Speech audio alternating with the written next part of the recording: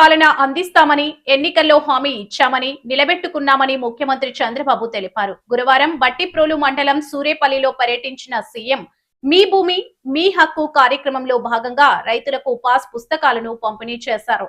అనంతరం ముఖ్యమంత్రి మాట్లాడుతూ బ్లాక్ మెయిల్ చేయాలని ఆలోచించారు.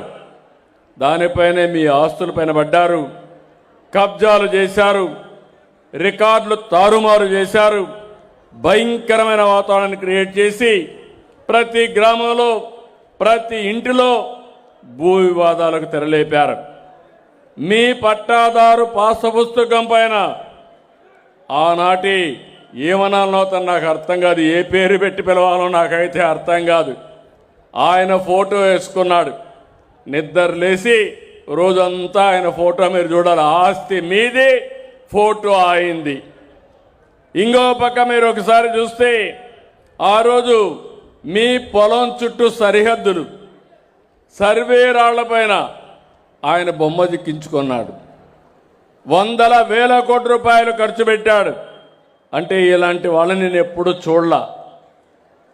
ఎందుకంటే మనం గుర్తుపెట్టుకోవాలి, పాలకులనే వ్యక్తులు ఎప్పుడైనా అవకాశం వస్తే ఒక మంచి పని చేయాలి తప్ప ఇలాంటి పనికిమాలను చేసే పరిస్థితికి వచ్చారు. వాళ్ళు పోయారు. వాళ్ళు చేసిన పాపాలు అక్రమాలు మిగిలే ఉన్నాయి, వెంటాడుతున్నాయి. నేను మొట్టమొదటిసారిగా 94లో రెవెన్యూ మినిస్టర్ అయ్యాను. నాకు ఆ అనుభవం ఉంది. తర్వాత ముఖ్యమంత్రి అయ్యాను. భూములపైన టెక్నాలజీ ఉపయోగించి అనేక విధాలుగా ముందుకు పోయాం. కానీ 1924లో జరిగిన పనులు చూస్తే నాకే అర్థం కాలేదు.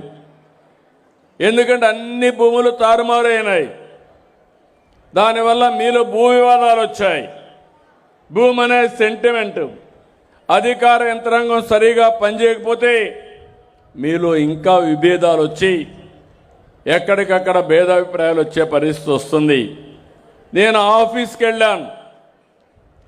ముఖ్యమంత్రిగా మొట్టమొదటిసారిగా వస్తూ ఉంటే ఎవరంటే వాళ్ళు ఆవేశంతో, బాధలతో, ఫ్రస్ట్రేషన్తో అర్జీలు ఇచ్చేవాళ్ళు. ఆ అర్జీలన్నీ చూశాను. 90% రెవెన్యూ డిపార్ట్మెంట్ అర్జీలే. ఆ అర్జీల నుంచి పోలీసులు అంటే మళ్ళా లీగల్ కేసులు ఇలాంటి చాలా జరిగాయి. అందుకే ఒకే నిర్ణయం చేశాను, ఎట్టి పరిస్థితుల్లో శాశ్వతంగా భూ సమస్యలు పరిష్కారం చేసి మీకు భూ హక్కు ఇచ్చే బాధ్యత నేను తీసుకోవాలని చెప్పి ఒక నిర్ణయం చేశాను, ఒక సంకల్పం చేశాం. రెవెన్యూ మినిస్టర్ సత్యప్రసాద్ గారు, ఇక్కడే జయలక్ష్మి గారు ఉన్నారు. దీనికి చీఫ్ సెక్రటరీ సాయి ప్రసాద్ గారిని ఇదే పని మీద పెట్టాను. 1 సంవత్సరం మీకు టైం ఇస్తున్నా, ఇవన్నీ చేయండి. దీని యొక్క సీరియస్నెస్ తెలియాలి.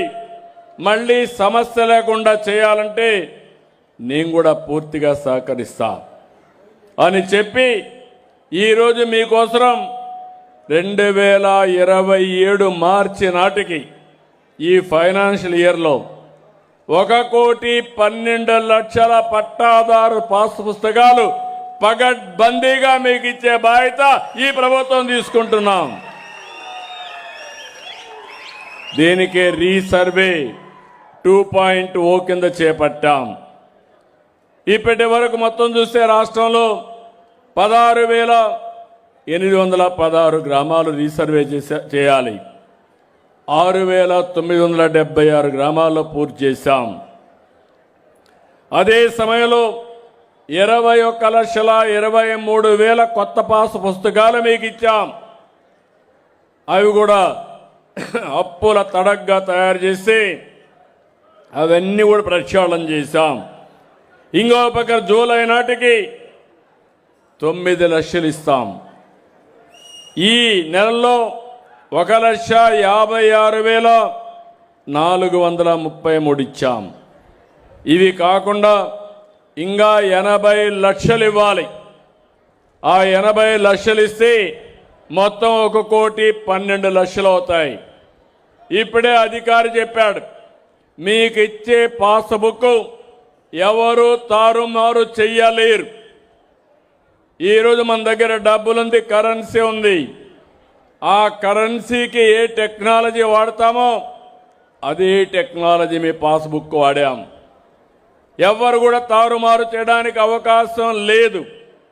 ఇంకో పక్క మీ అందరినీ భాగస్వాములు చేశాం. సమస్య శాశ్వతంగా పరిష్కారం కావాలి. ఆ సమస్యను శాశ్వతంగా పరిష్కారం చేయడానికి మీ ఈకేవైసీ తీసుకుంటున్నాం. మీ ఆధార్ తీసుకుని మీ ముందరిని సర్వే చేపిస్తాం. సర్వే చేసిన తర్వాత మొత్తం రికార్డు తయారు చేస్తాం.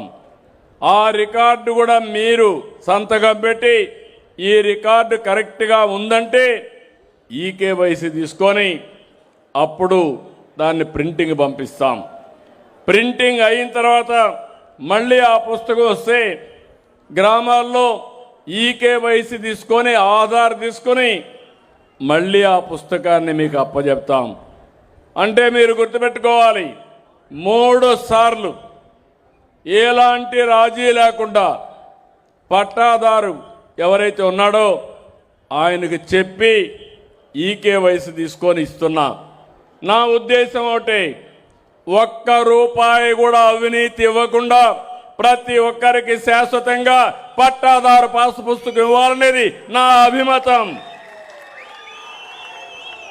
ఆ తర్వాత కూడా నేను ఆలోచించాను, ఇక్కడితో అయిపోదు.